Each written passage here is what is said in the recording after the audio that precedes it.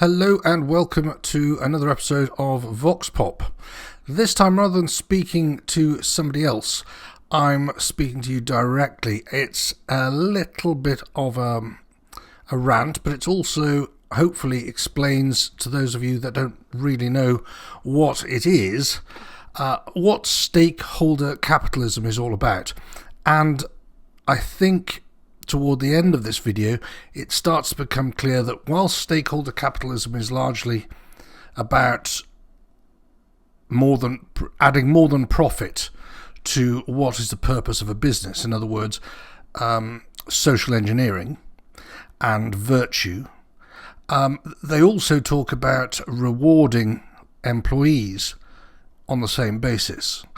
And this links, I think, very clearly into why the social credit system is so critical to the whole Great Reset, stakeholder capitalism, and everything else that this wicked organisation is trying to thrust upon us. Profitability is now a small part of the metrics that they measure.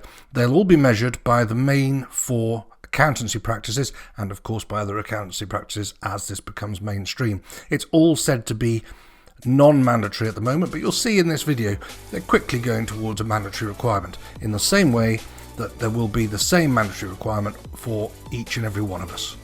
With that introduction done, let's have a look at what the WEF have to say. Capitalism and globalization made many people rich.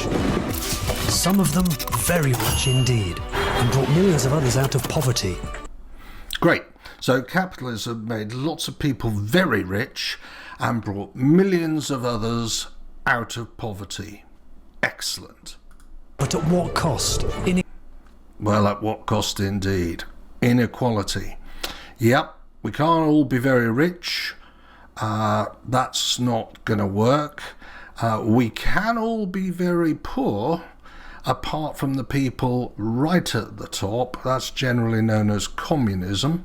But anyway, they're saying inequality is a drawback of capitalism. Equality, environmental collapse, the climate emergency. Okay, so environmental collapse and the climate emergency. I would say those are the two things. Environmental collapse is the climate emergency. Is there a climate emergency? Well, there was a climate emergency when I was 16. That was 40 years ago. Half of the UK was going to be underwater, according to the great and the good, when I was 16. In fact, when I was 14, we were going to have the next ice age. None of that's happened. So I don't believe there is a climate emergency, but you might. That's fine. Okay, you might believe there is a climate emergency, but it's not man-made. That's fine too. I think there is climate change all the time, as is evidenced by history. The planet gets warmer and cooler over time, and over much bigger time periods than humans can even imagine. But you don't need to be a climate denier, and you don't need to be a total greenie not to look at this video and think, what are they actually trying to do here? So let's carry on. The leading ideology was to chase profits at all costs. What got left behind? People, their true well-being, and the planet they depend on. Okay, well, the planet is still here. It may well be more polluted than it used to be. Don't disagree with that. That's not climate change. That's pollution. I'm all behind reducing pollution, getting rid of single-use plastics. Not much of that happened in the last 2 years. And reducing smog, improving the quality of water, the air we breathe, all that sort of stuff. Totally on board. Great. That's not climate change. That's not global warming. That's a different thing. Okay. Secondly, they said people got left behind. But they also said millions of people got brought out of poverty. So which is it? You see what they've done there? What if economies and companies aim for something more than just short-term profits? What if they look more deeply at their role in society and served all their stakeholders? What about stakeholder capitalism? Okay, so served all their stakeholders. Right, so I'm Joe Bloggs and I own a widget factory. So what are the factory's stakeholders? Well, I'm old enough to believe that the factory's stakeholders would have been the people that actually owned the shares in the company that owned the factory. Okay, who else is there? Now, if you're going to widen that to say a stakeholder is somebody that's affected by the factory or the company, then I suppose you could broaden it. Stakeholder is dishonest to call it a stakeholder. They're just part of society. But you could say that the person who owns the factory and leases it to the company could be a stakeholder in the business. They're not, are they? They just own the company, own the land, and they have an interest in that company paying rent and keeping the factory up to grade. But okay, call them a stakeholder. It's not honest language, but that's how they work it. They blend it in. So the landlord is a stakeholder to the company. Who else? The employees. Well, that's probably the biggest argument for, is that employees working, it's in everyone's interest that the employees are happy and satisfied in their work, properly rewarded. You want to keep the best employees, so you pay them the best, you improve their quality of life. You do a Bourneville style thing where you try to attract the best employees by giving them a decent standard of living, and that's in everyone's benefit. So yeah, great, okay. Employees, landlord, who else? The people living next door, yep, okay. You don't want to pollute the environment with noise and everything else. The people next door, you could say, getting a bit dodgy now, but they're stakeholders in your business too. They're not, are they? They're part of society.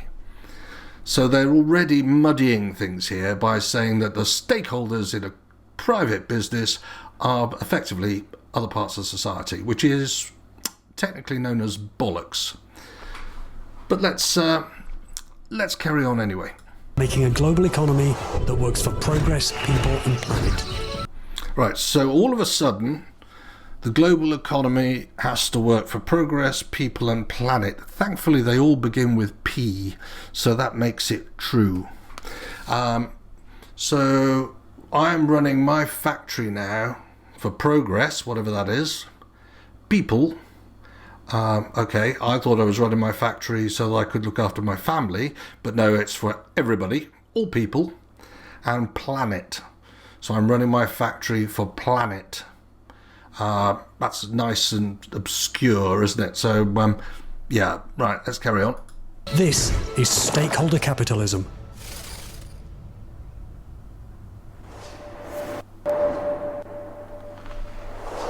Hello and welcome to Stakeholder Capitalism, a show by the World Economic Forum exploring how economies can be made to work for progress, people, and the planet. Okay, so they've got the 3 Ps in there again. You'll notice they're very slick, both smiley, no threat here. Peter seems a nice chap. Natalie is absolutely delightful. Look at the smile. I'm Natalie Pierce. And I'm Peter Van Ham. If you've been following us along, you know that in each episode we've been looking at the current mode of capitalism and all its angles. We've been joined by experts around the world who have helped us diagnose the problems and... Okay, so the experts have already diagnosed the problems. Well, there are some problems with capitalism, but I think we probably disagree on what those are. I would have said the banks not being allowed to go bust and everybody that owns the banks losing their money was the big problem with capitalism, in that it's not capitalism, it's state-involved, what would you call it? Communism, really. Nationalisation of the banks.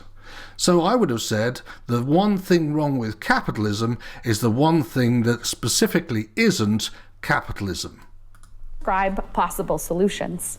But now in our final episode, we'll go beyond analysis and theories and get into the nitty-gritty.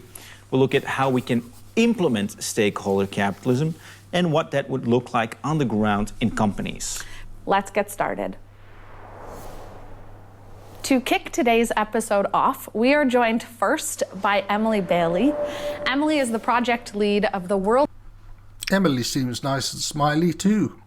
Economic Forum's ESG initiative, and there is no one better to talk to about stakeholder capitalism and how we measure and implement it than Emily. Thanks for being with us today, Emily. Great to be here, Natalie. Let's start Oh, with the basics. What are ESG metrics and why do they matter for stakeholder capitalism? So ESG metrics are environmental, social, and governance issues. okay, so this comes through a lot, so just so you don't miss that. ESG metrics. So what are metrics? They're basically things you could measure. ESG metrics are environment, social, and government. Okay, so ESG metrics will be said a lot. That's something they're measuring, and they're based on environmental factors, social factors, and governmental factors. Things like GHG emissions, pay equality, anti-corruption efforts. It's becoming increasingly important alongside the reporting they do on things like their finances and their financial accounting. Okay, so you can see here that they're now measuring not only how much you turn over, how much it costs to run your business, how much money you make, all the basic metrics that you would have done before. Not only that now, but we're now doing things to base with environment, social, and government. And they're measuring those. Why are they measuring them? And why do you think now, in today's current context, more important now than ever?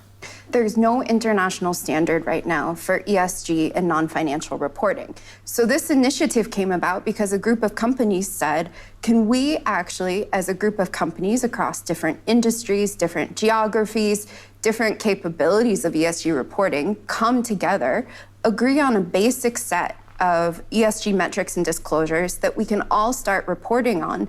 This initiative has been going on at the forum for 2 years now, working with over 100 companies. Okay, so 100 companies over 2 years, and in a minute you're going to see they're big companies.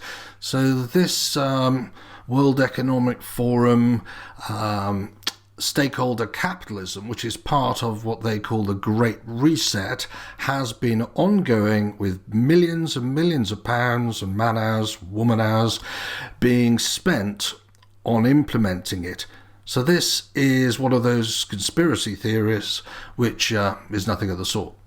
Over 50 who've already integrated the metrics into their reporting materials. So what the companies who are joining the Stakeholder Capitalism Metrics Initiative are committing to are including the metrics either in their annual report or their sustainability report. And they do this on a voluntary effort. One company may not take on board all the metrics because not all of those metrics are material to their business. Okay, so it's voluntary. This is important. It's voluntary. There's no problem. It's all voluntary. She'll notice she says this a lot. Take, for example, a bank. A bank might not need to report on water consumption because water consumption is not material to their business. The second element is they commit to working with the forum and the coalition of companies on actually helping to push for this global alignment and global convergence. And then the third element is actually working across their networks of their peers, their competitors, companies in their supply chain to actually encourage them to take this on board. Okay, so you've got to push it to your suppliers, your customers, up and down the chain. It's voluntary, but it's really important that you bring everybody in, you get them all participating. This is how cults work, by the way.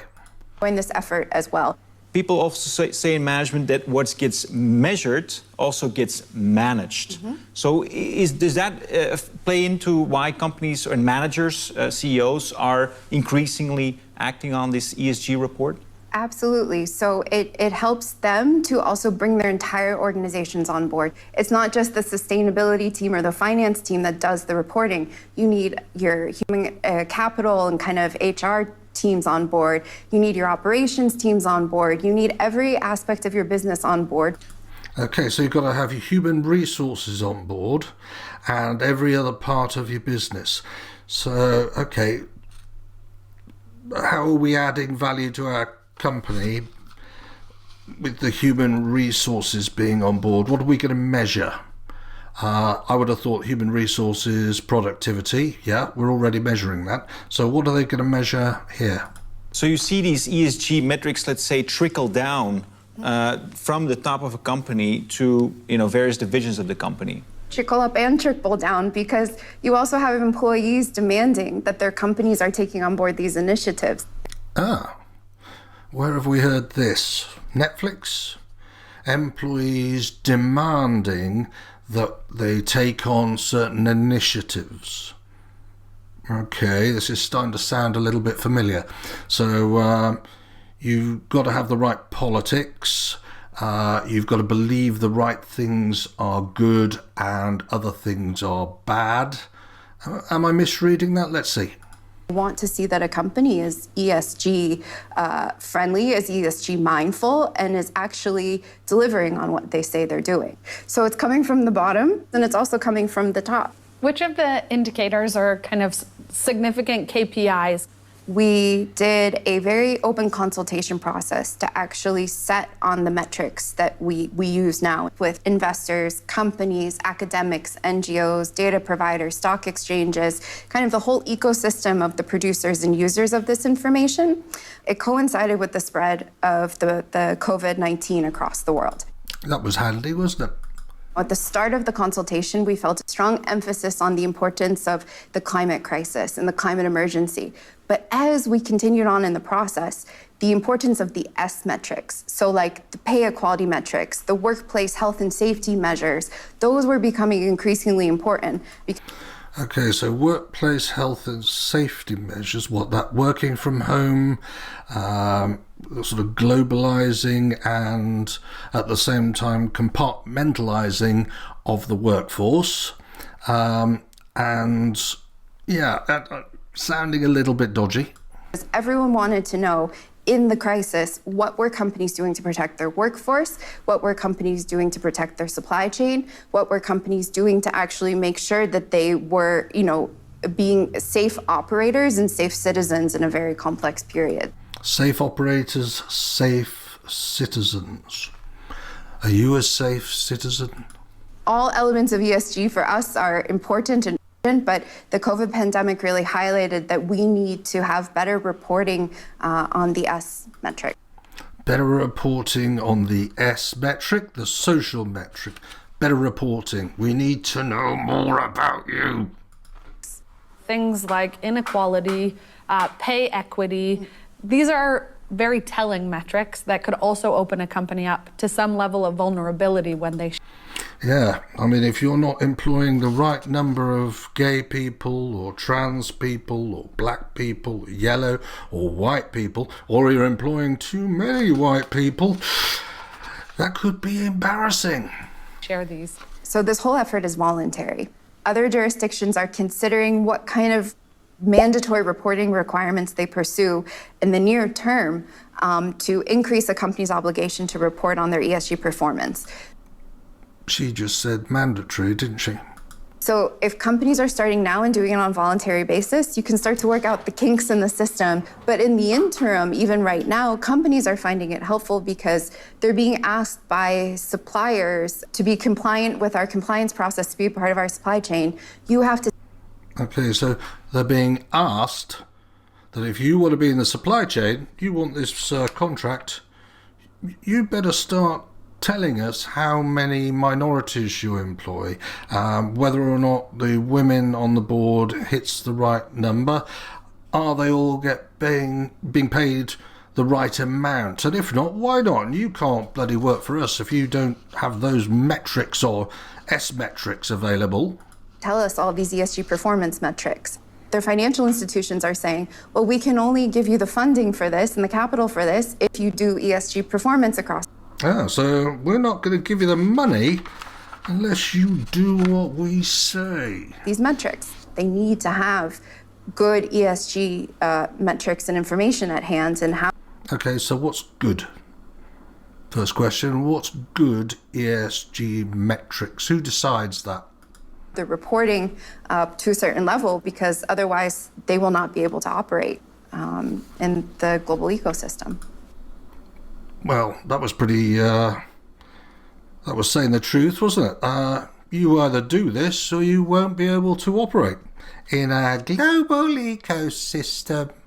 Critics of stakeholder capitalism have pointed out to the idea that this is mostly for show. The companies commit to stakeholders for show. It's not for real. To what extent is the initiative that you're leading on stakeholder capitalism metrics a response to those critics? Sure. So we started this initiative 2 years ago, working with the big four audit and accounting firms, because we wanted to have the right rigor and technical expertise to actually make sure that the outputs of our initiative were auditable. We actually wanted to leverage what currently exists in the marketplace to demonstrate that the current metrics and disclosures from institutions like GRI, SASB, and TCFD really actually can underpin what can move us towards a global solution for ESG and non-financial reporting. Okay, so we need a solution to ESG, which is something they created to fix something which isn't broken. And they've got all the four big accounting systems, companies involved. Well, why would they want to be involved? Well, instead of just measuring profit and loss and assets and liabilities, they're now going to measure all these other metrics: environmental, social, government.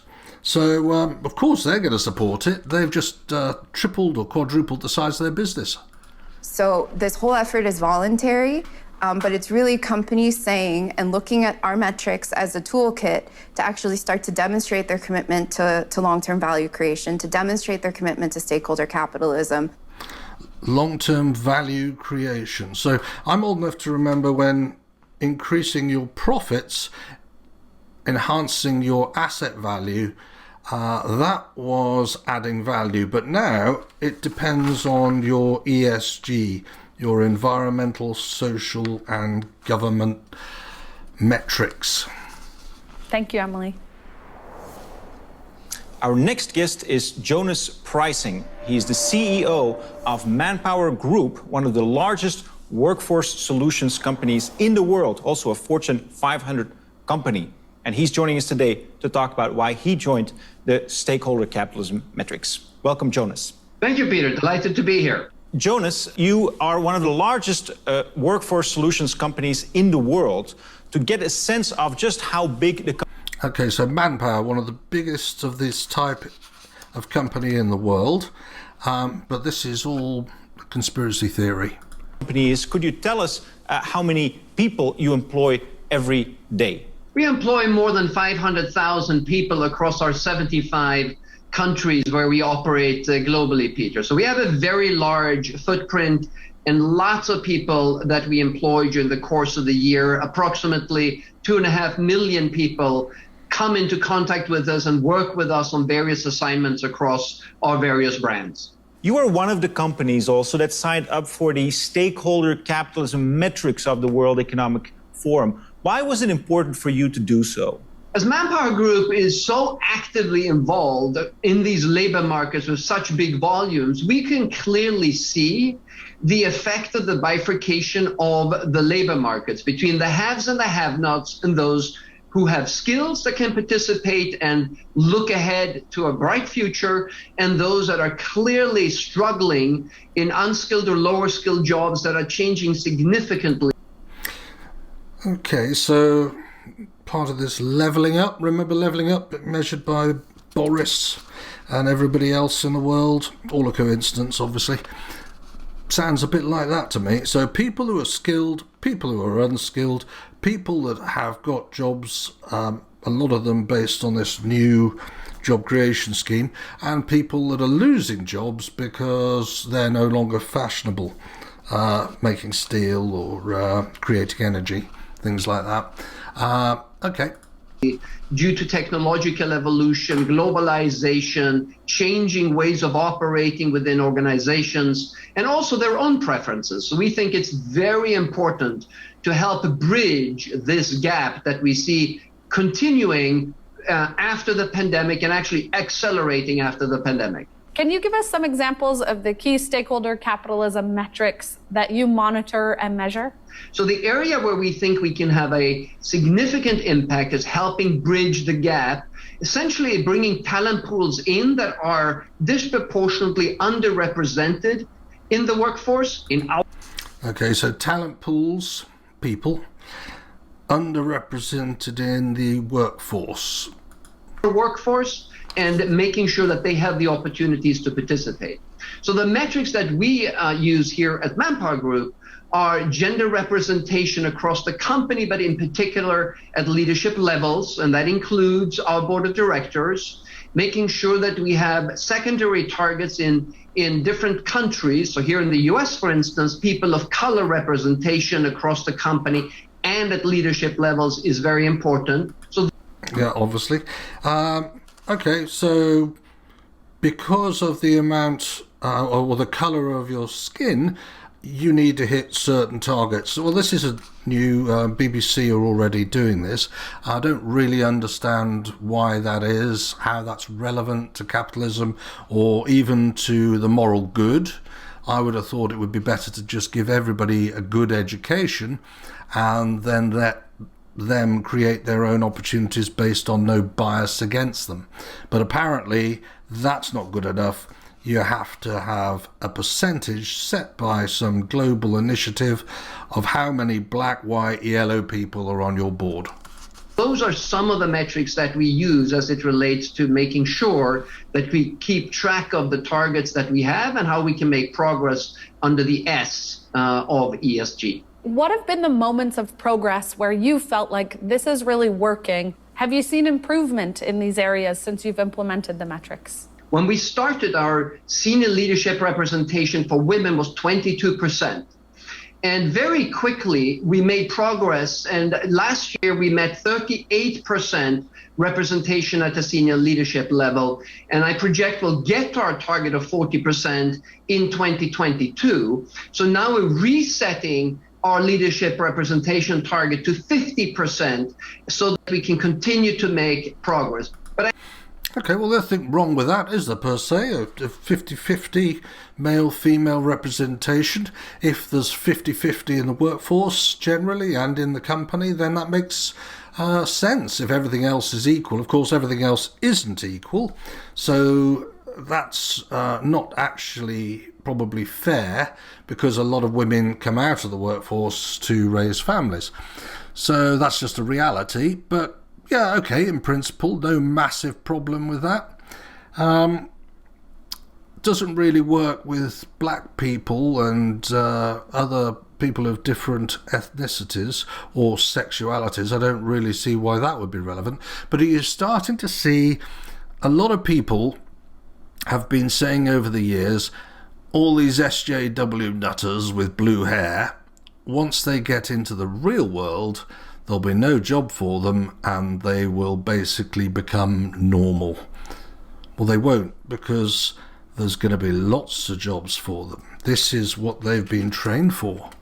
I have to say, setting targets is not enough. When we started our progress around gender representation at leadership levels and how important it was, we clearly had a clear idea that it's the right thing to do, and yet we didn't see much traction on making progress on this objective. But when we started to tackle this as a business strategy that was being led from the top and started measuring our progress and ensuring that our people were acting in accordance with it, that's when we saw the progress. I really came to the conclusion that it has to do with the sincerity and the commitment of leadership itself, and first and foremost, the CEO. Jonas, of course, that also means that if you say the importance of leadership, may also mean that it's important to have different skills as a leader of a company or as a management team. What are the new skills that you think are required by leaders of companies? So the first part, of course, is to ensuring that everyone is aligned strategically, that we all know, understand, believe, and act in accordance with our targets and our values. Because the stakeholder view is that we are here not only to run a very successful business, but also to ensure that we contribute to the well-being of the communities in which we operate. Okay, so did you hear that?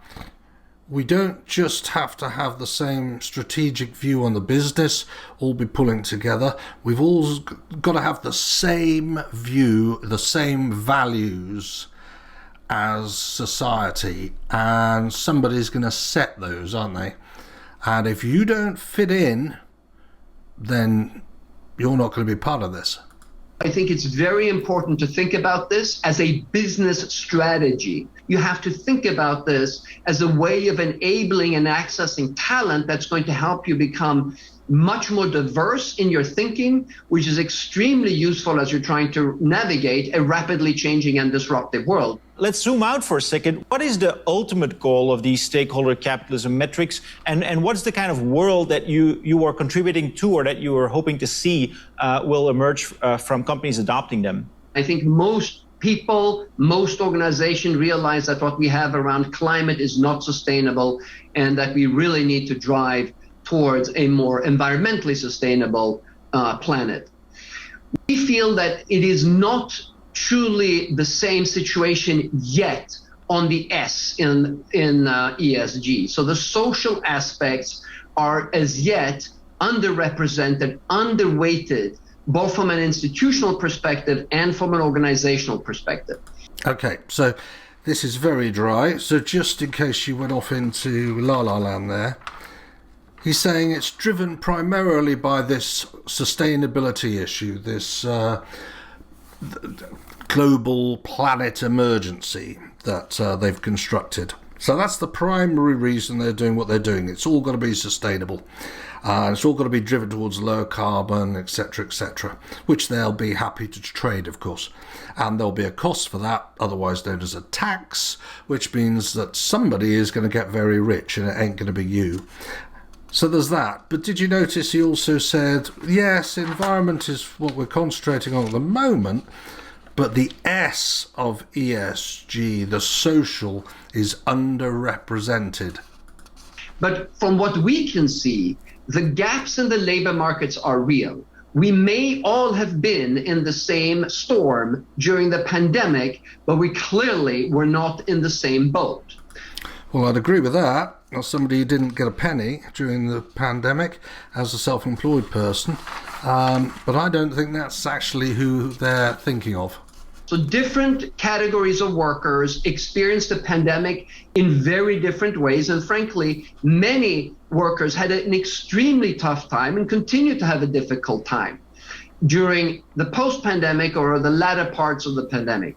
So making them feel that there is a future, that they have an ability to participate for the future of themselves, their children, and their friends is going to be vital, so that we don't create big fissures in the labor markets, which ultimately become big fissures in the country and the societal fabric of each nation.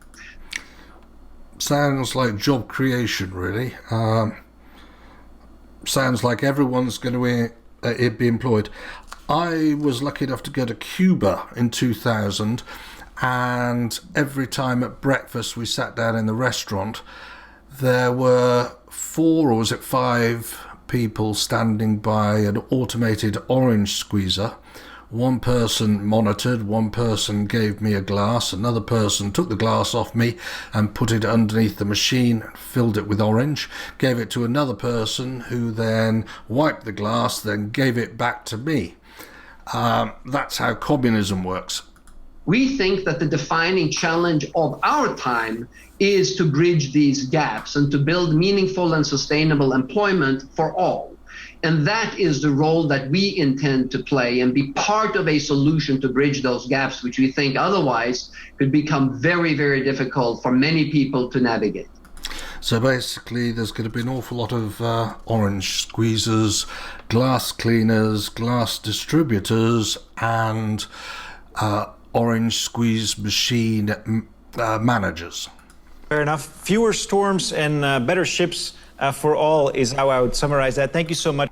Oh, that was nice. Jonas, for your time with us. Thank you so much, Pierre and Natalie. Bye, Jonas. Jonas was lovely, wasn't he? Our next guest is Geraldine Matchett. She is the CFO and the co-CEO of Royal DSM. a Dutch multinational company that is a leader on stakeholder capitalism. It's a company active in many different markets, including health, nutrition, and bioscience, and posts almost $10 billion in global sales. Okay, so not a small company. DSM actually stands for Dutch State Mines. So they were a big mining conglomerate. Let's hear what she's got to say. Welcome, Geraldine. Hello. Geraldine, I was hoping we could start our conversation really with the basics. Peter told us a little bit about Royal DSM. What do you do, and particularly, what's kind of your scope and scale? As Royal DSM, we're the world leaders in what makes food actually nutritious. Sorry.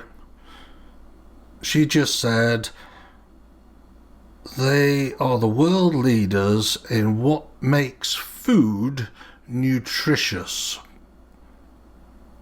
Okay. Both for humans and for animals. It's a lot of science in not only the making, but also in understanding.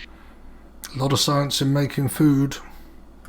How bodies work. We are very much a leader in biosciences. We still have an activity in specialty materials that go into cars and mobile phones. That's only about 15% of DSM today. Geraldine. Well, they're a mining company involved with special materials that go into cars and mobile phones. I wonder if that has anything to do with little black people and children picking stuff out of bad mines. I don't know. You know, one of the things that strikes me is that DSM used to be known as the Dutch State Mines, a company founded very much in the big era of coal. Today, your company is about something entirely different. Could you tell us a little bit more about that transition and how you achieved that? The company was founded in 1902 and used to stand for Dutch State Mines. So we used to run and own the coal of the country. And then over time, there was a clear view that this was not going to be the future. And we evolved. We evolved much more into chemistry, actually a little bit into petrochemical refining. And again, with a bit of foresight, really looking forward, thinking, this is probably not going to be the best place.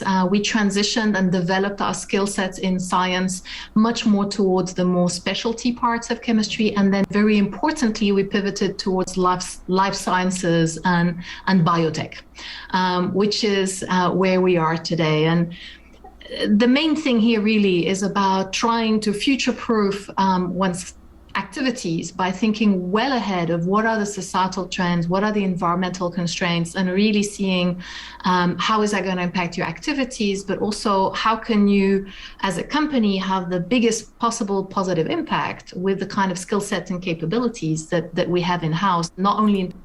Okay, so all makes sense, really. She's head of a very big company. They used to rape the planet, pulling out coal and everything else, maybe cobalt still, lithium, whatever. And they used to do all of that, and they saw that this is going the wrong way, looking like we're going to be the bad guys here. So they have pivoted into new things. Nothing wrong with that. That's what capitalism's all about. So they've bought into that, and now they're trying to future-proof their new business. In terms of output, but also of positive outcomes for society and the environment that we live in. Okay, so corporate virtue signalling, and some company called Royal Dutch State Mines might feel they need to do quite a lot of that. Thanks, Geraldine. We talked previously to Jonas from Manpower Group, who's really an expert in the S of ESG. And of course, Royal DSM is really focusing on the E in ESG. Can you tell us a little bit more about that? Well, I would say we indeed have started a lot on E.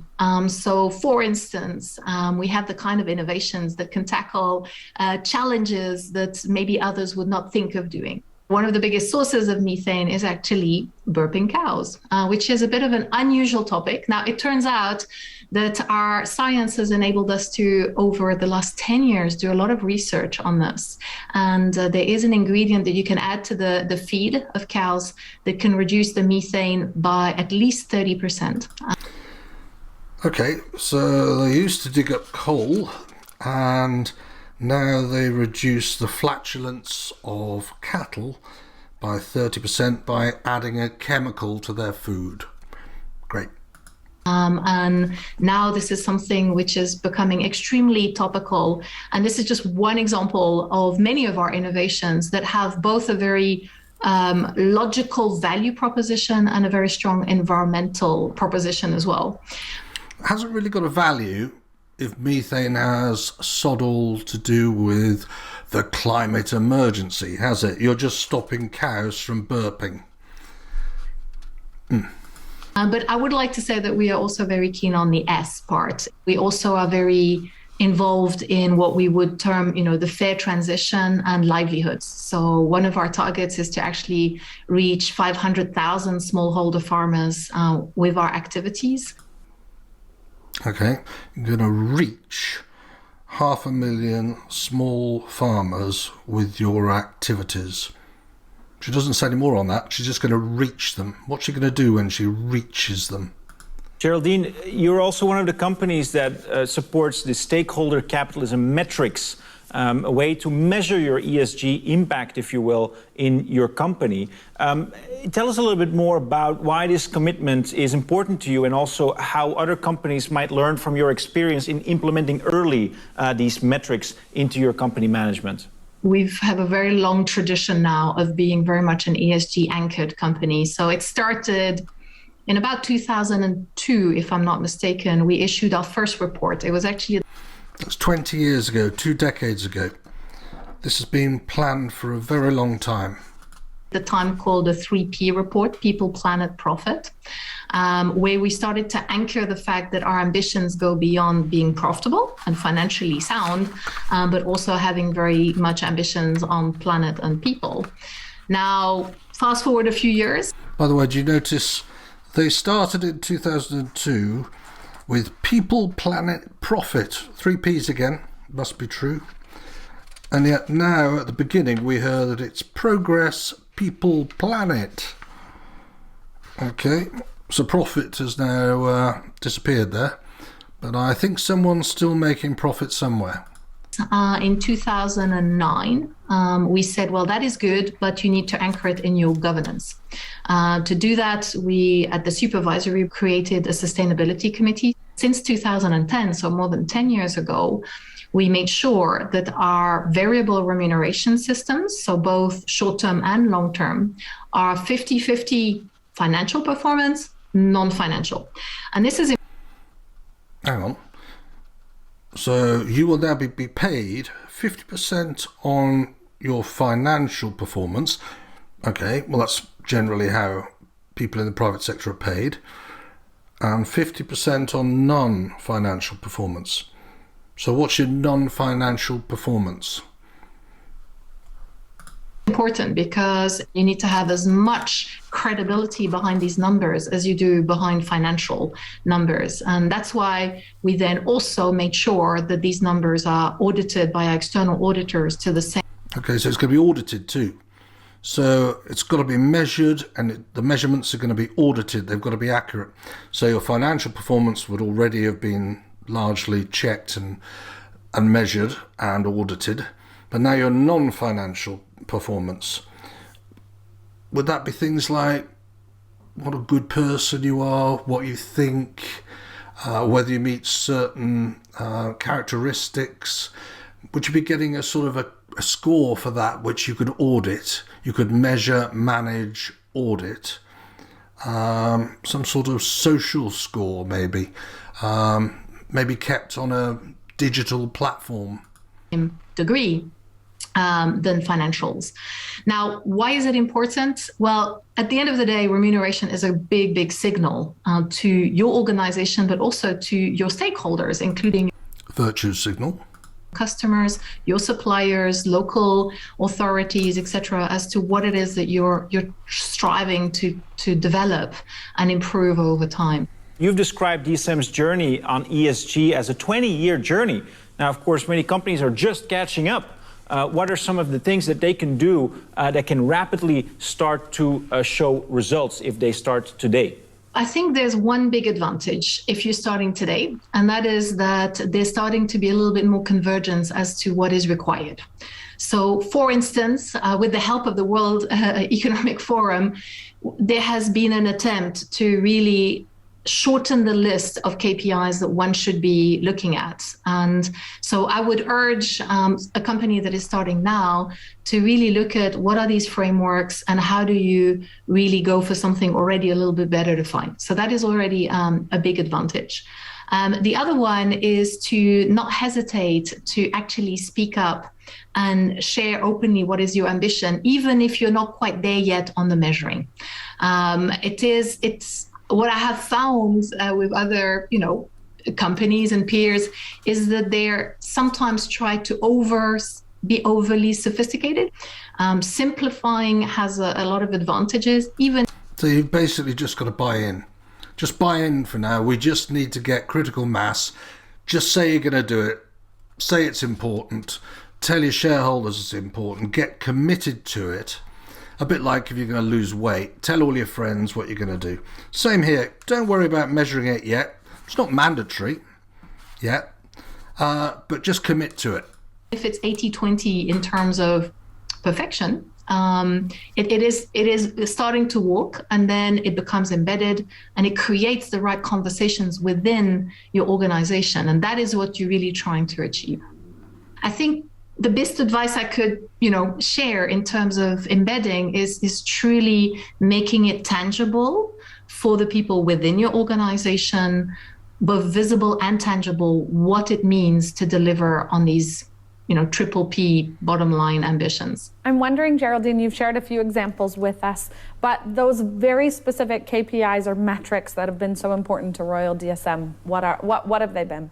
The way we look at our ESG journey is in three pieces. So we look at how do you reduce, and that is your footprint.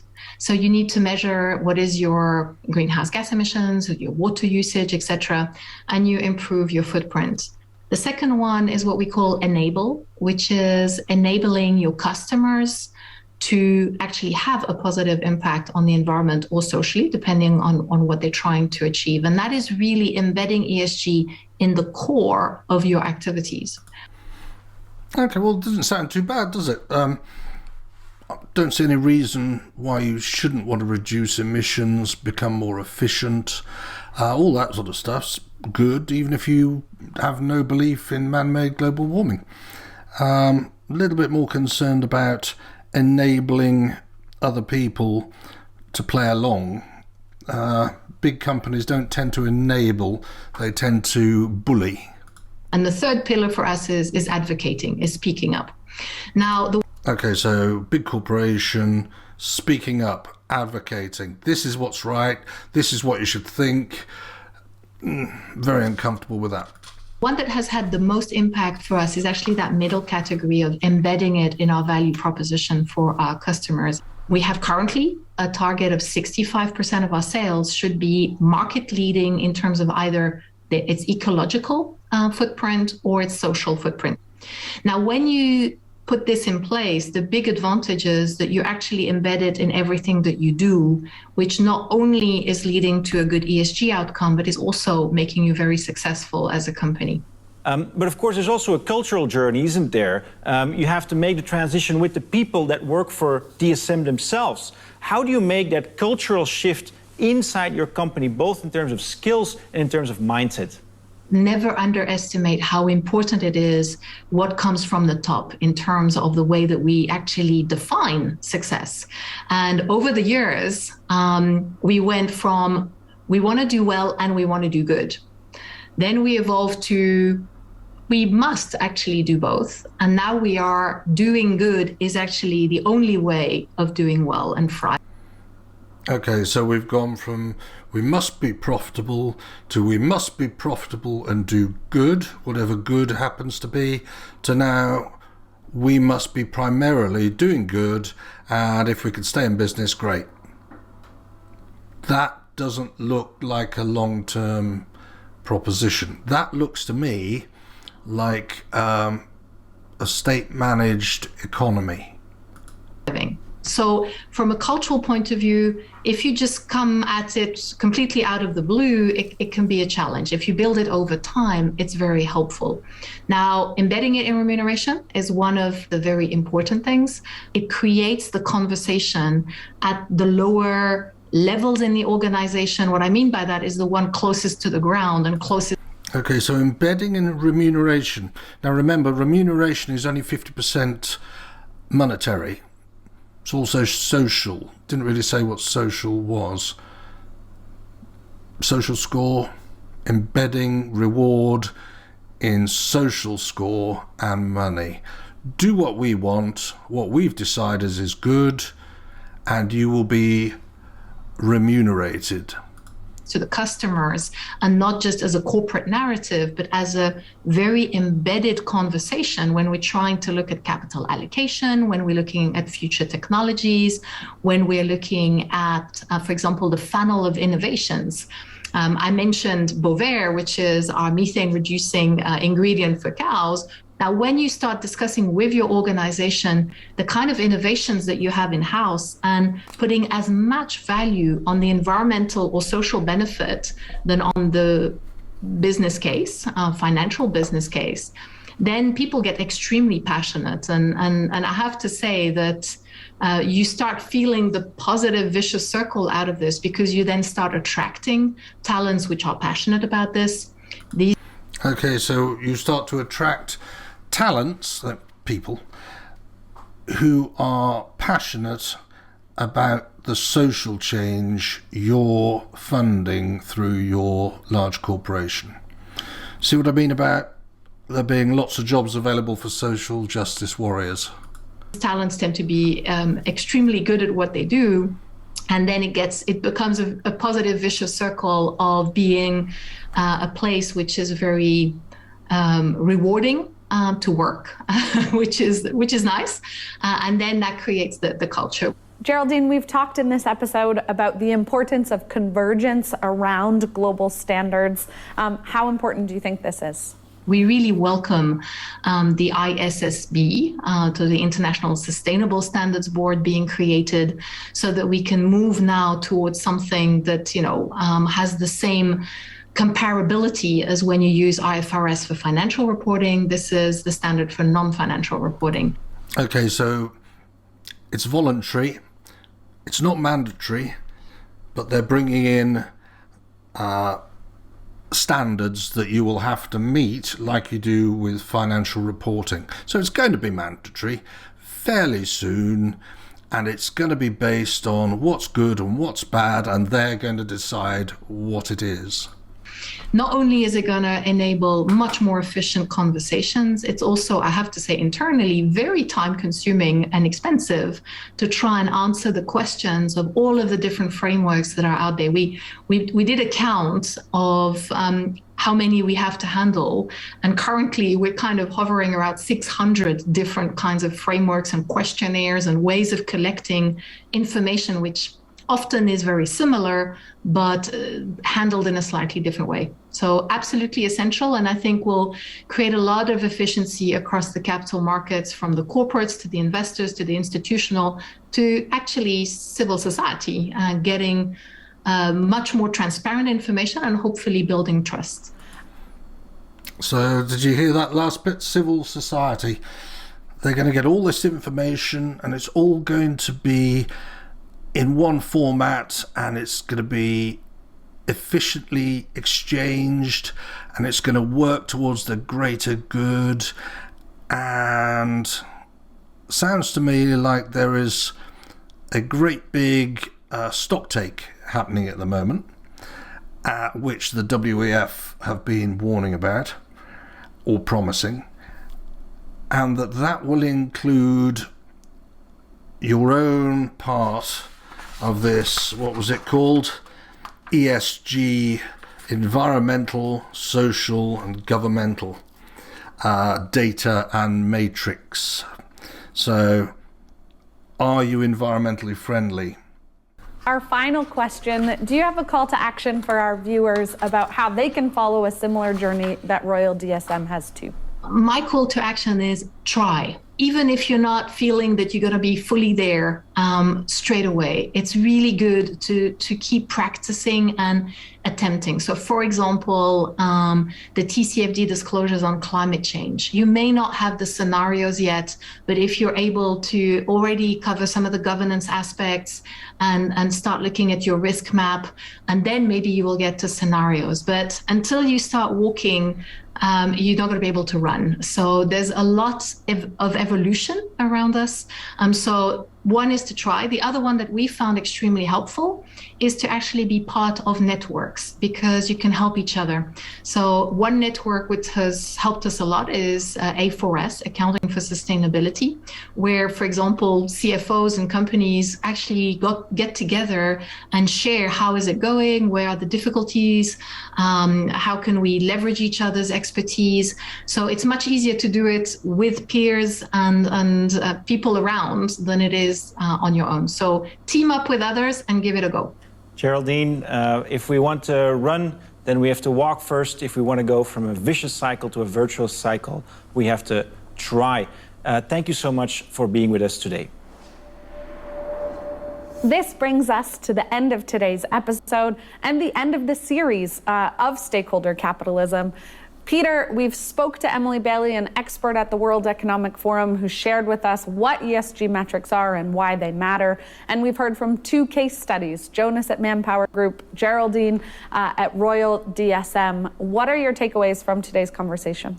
Well, I think first of all, as we wrap up this whole series, the big takeaway is that we're seeing this shift, this paradigm shift from shareholder capitalism to stakeholder capitalism. Are we? Or is that just what you want to achieve? This is all one big sales pitch. It's meant to get those CFOs and CEOs and everyone else who aren't yet involved with this, because they're too busy trying to make money and keep people employed and create important things for society. It's trying to get to their insecurities and say, why aren't you part of this? This is where we're going. We're going from shareholder capitalism, which, by the way, is capitalism, to stakeholder capitalism, which, by the way, is not. That means that we no longer see the business of business being just business. It's not just only about short-term profits. Today, companies are about more than that. They're about playing a role in society, doing good as well as doing well. I think that's the first big takeaway. Remember I said at the beginning of this that there's a name for state, or in this case some global entity, incorporating and encouraging and making corporations do their social engineering for them. What do you think that name is? And then from today's episode, it was really about what are the very first steps we can take. And we heard from Jonas and Geraldine that having the right metrics matter. I think that's right, because if you look at companies and their managers, they always say what gets measured gets managed. And of course, these ESG metrics are just about that. They're a way to measure if you're doing more than just making profits. This may be the end of our series, but this is just the beginning for stakeholder capitalism. If you'd like to weigh in on today's conversation or the series as when I mention now names like Mrs. Merkel, even Vladimir Putin and so on, they all have been young global leaders of the World Economic Forum. Mm-hmm. But what we are very proud of now is the young generation, like Prime Minister Trudeau, President of Argentina and so on, that we penetrate the cabinets.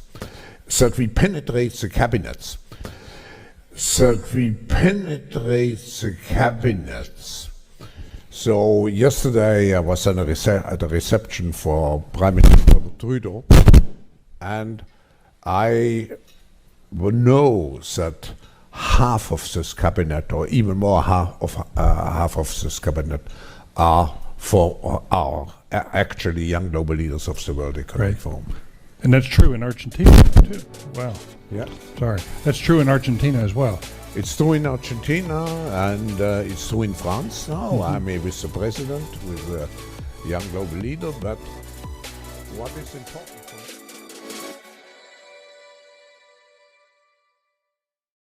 Thanks for taking the time to listen to this special episode on my take on stakeholder capitalism and how it perhaps fits into so many other things that are happening at the moment, all part of the Great Reset. Please, if you enjoyed that or you would like to listen to more episodes of Vox Pop, please like or subscribe to this podcast and or social media channel, and you'll get other content as it comes online. Thanks very much.